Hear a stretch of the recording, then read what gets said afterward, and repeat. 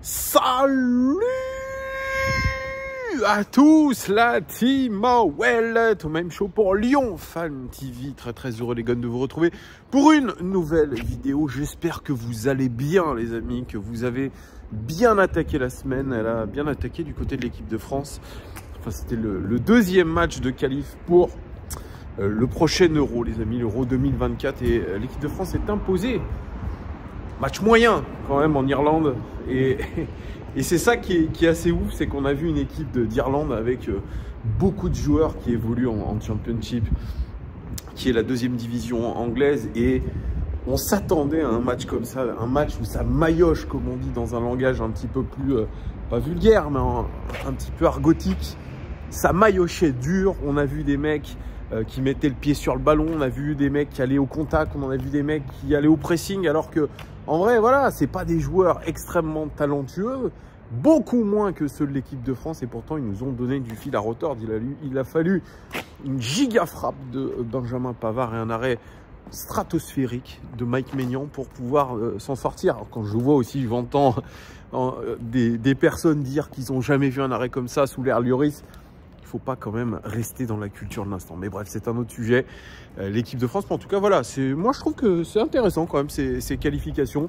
Ça fait plaisir à voir. L'équipe 21, en plus, nous donne pas mal de rencontres à voir. Moi, je trouve que ça change un petit peu de ce qu'on voit en club, les amis, et surtout à l'Olympique Lyonnais. Hein, on ne va pas se répéter. Mais voilà. Alors, avant toute chose, n'hésitez pas, les amis, à vous abonner. Très important, vous mettez un like aussi sur cette vidéo et vous commentez, ça aussi. Vous avez l'habitude de tout ça, de vous abonner, de commenter, tout ça, et ça fait plaisir. Alors, bien sûr, il y a un peu moins de contenu en ce moment parce qu'il y a beaucoup moins d'actualité. Mais là, il y en a une petite, c'est une vidéo OL Daily Mercato Rapidos. Parce que, alors, on ne sait pas si c'est une rumeur crédible. En tout cas, c'est une rumeur. Et comme vous le savez, sur cette chaîne, j'aime bien parler de toutes les rumeurs nous concernant. Qu'elles soient vraies ou fausses ou ce que vous voulez, on commente un petit peu les rumeurs qui sont à droite à gauche. Et l'Olympique Lyonnais, selon une information de Kicker, le journal allemand, serait sur la piste d'un jeune milieu de terrain norvégien qui évolue du côté de Heracles. C'est la D2 néerlandaise, les amis, et il s'appelle Emil Hansson. Et pourquoi le journal Kicker informe que l'OL est sur la piste de Emil Hansson? C'est parce que Cologne est aussi sur les traces de Emil Hansson, et donc il croit savoir que ils sont un petit peu en concurrence avec l'Olympique Lyonnais sur ce dossier-là. Emil Hansson, 1m72, milieu offensif gauche-droit, mais plutôt gauche alors qu'il est droitier. Il a 24 ans et il est norvégien. Emil Hansson, alors cette saison, il fait une énorme saison avec Heracles qui se bat pour la montée en Eredivisie. Ils sont deuxième du championnat à 3 points du leader. Donc ils font une grosse saison Heracles pour pouvoir remonter dans cette Eredivisie. Et lui, il fait partie des meilleurs joueurs, ou quasiment, c'est peut-être même le meilleur joueur de deuxième division néerlandaise, Eerste Divisie. C'est comme ça qu'on appelle ça. Il a fait 30 matchs, 15 buts les amis. Ça, c'est juste des petites statistiques ou score, mais j'en ai d'autres. Alors, il est très fort. C'est un style particulier. Je vous en parlerai juste après. Parce que j'ai vu un petit peu ces highlights. Vous savez, on montre toujours le meilleur des joueurs sur les highlights. Et ce que j'ai vu, c'était un joueur quand même assez talentueux.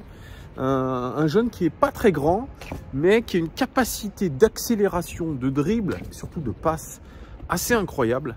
Assez incroyable parce qu'il est non seulement bon sur l'élimination, mais il a une qualité de passe pied droit, pied gauche. Alors, il est souvent sur le côté gauche en faux pied, donc il revient sur son pied droit, mais il a une qualité aussi de passe du pied gauche qui est assez incroyable. C'est un garçon vraiment qui a beaucoup de tonus, hein.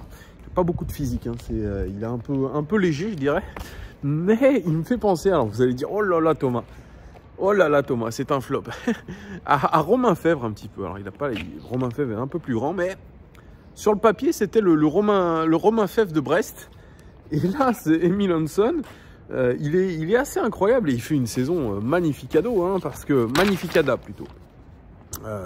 Parce que ça n'a pas été toujours le cas. C'est sa première vraie saison au niveau à Emil Hansson. Donc, il a 24 ans.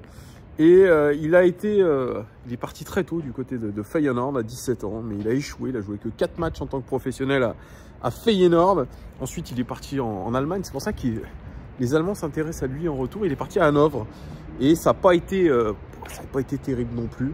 Et ensuite, il est parti au Fortuna Sittard, qui était sûrement un club de Bundesliga 2. Donc, ça n'a pas bien marché non plus. Et là, il a été, depuis le début de la saison, il est joueur de Héraclès. Et ce qu'on peut dire, c'est que c'est une révélation aujourd'hui à 24 ans de Héraclès. Je vous donne les propos de son entraîneur. Il date du 11 mars. L'entraîneur, c'est John Lammers. Et l'entraîneur adjoint, c'est Hendrik Kruse. Ça vous dit peut-être quelque chose. C'était l'adjoint de Peter Bosz à l'Olympique Lyonnais. Et il avait demandé à partir en fin de saison dernière parce qu'il se sentait mal à Lyon. Il ne s'était pas acclimaté, la langue, etc. Donc aujourd'hui, il est entraîneur adjoint de John Lammers du côté de Héraclès et il fait surtout une bonne saison. Et donc, il dit qu'Emil Hansson, il est convaincu, le coach, qu'il peut réussir dans un top club néerlandais. Il a dit, je suis sûr à 100%. Il s'est beaucoup développé depuis qu'il est arrivé à Héraclès et notamment depuis son passage au Feyenoord qui pourtant a été raté. Il a évolué, il a progressé. Cette saison, c'est 29 buts, toutes compétitions confondues. C'est énormissime. Il a marqué donc 15 buts, comme je vous l'ai dit. Enfin, je vous dis des conneries. Excusez-moi, je reprends. Il est impliqué dans 28 buts. Voilà. Il est impliqué dans 29 buts pardon, en 28 matchs.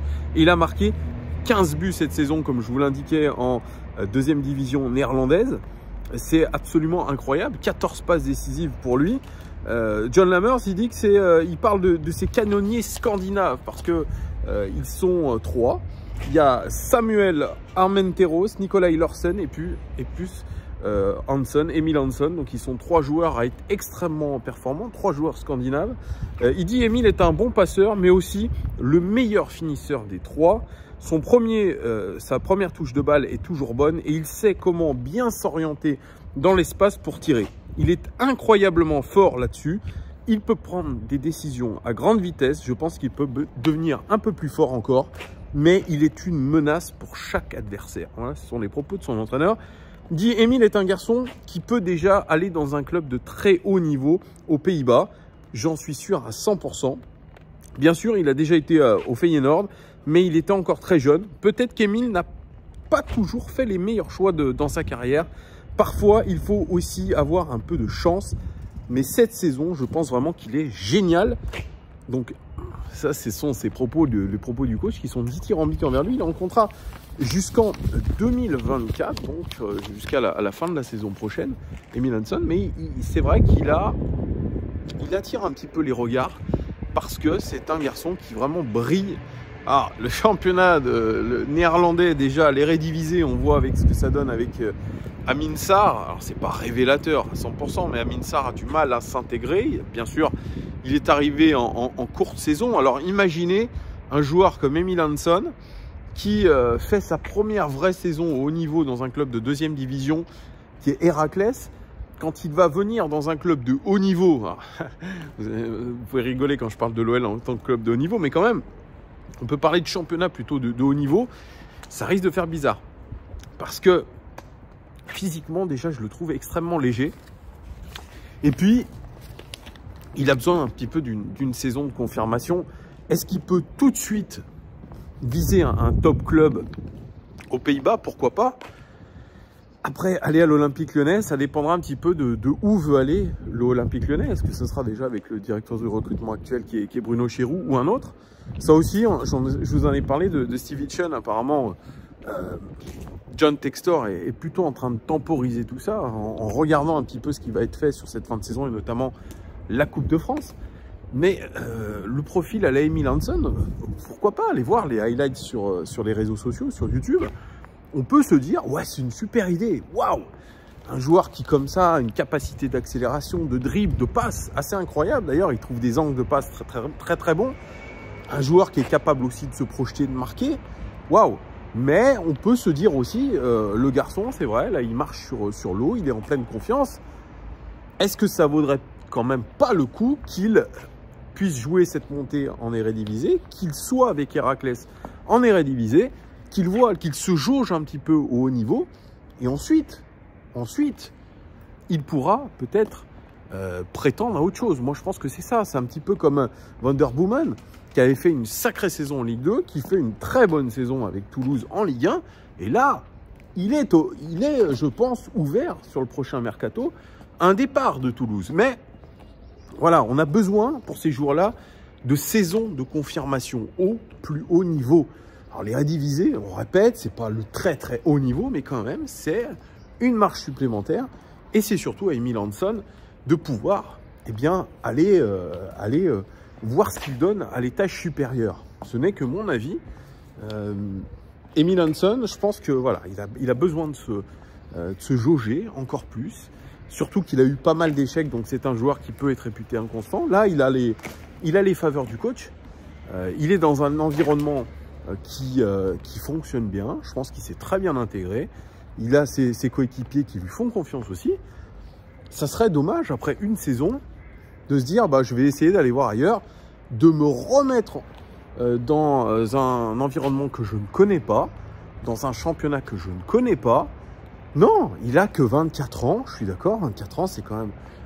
c'est plus trop jeune aujourd'hui dans le foot moderne, mais il a du temps devant lui, et je pense qu'une deuxième saison à Héraclès serait bien meilleure.